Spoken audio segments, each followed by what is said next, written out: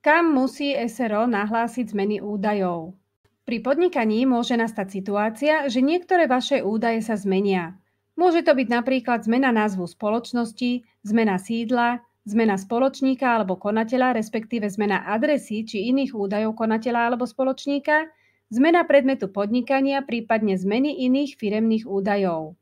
V tomto videu si povieme niekoľko zásadných rád, kam všade musíte alebo nemusíte nahlasovať zmeny, ak ste konateľom alebo spoločníkom SRO.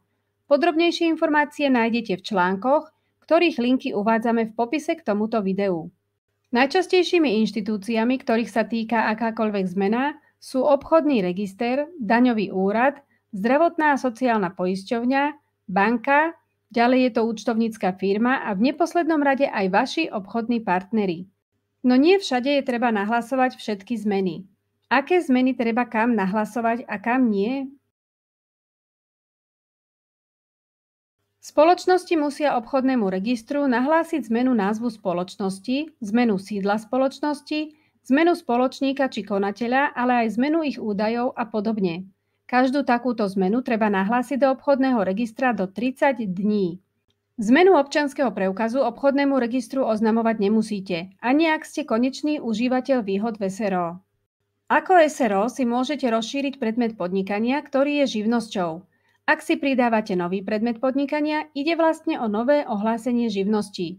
Ak si chcete zúžiť takýto predmet podnikania, ide o čiastočné zrušenie živnostenského oprávnenia. Túto zmenu samozrejme musíte ohlásiť obchodnému registru. Ak má spoločnosť medzi predmetmi podnikania aj živnosti, na živnostenský úrad tieto zmeny ohlasovať nemusí, pretože to urobí štát automaticky.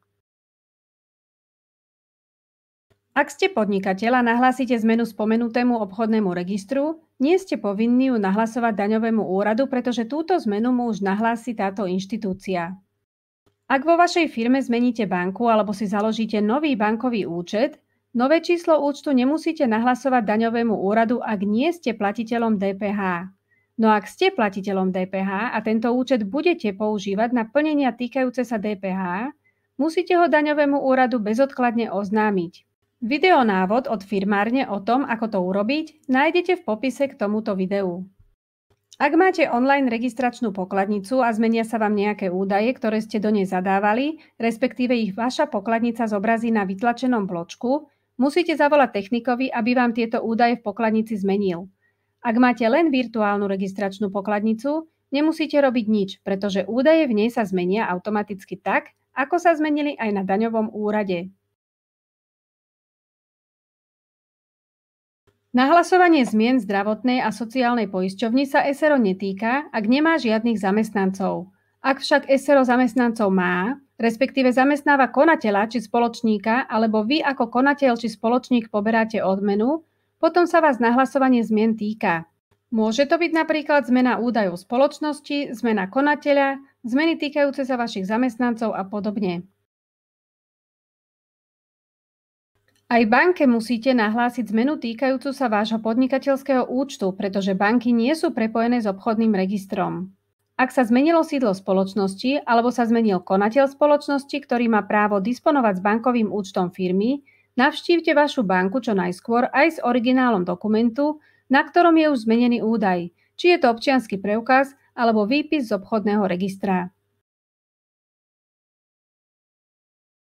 Zmenu vašej adresy alebo občianskeho preukazu nezabudnite nahlásiť aj účtovníckej firme.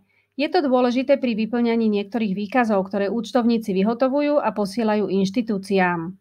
Pre istotu im nahláste všetky zmeny, aj keď ich možno nebudú potrebovať. Je to lepšie, ako by ste mali na nejakú zmenu zabudnúť.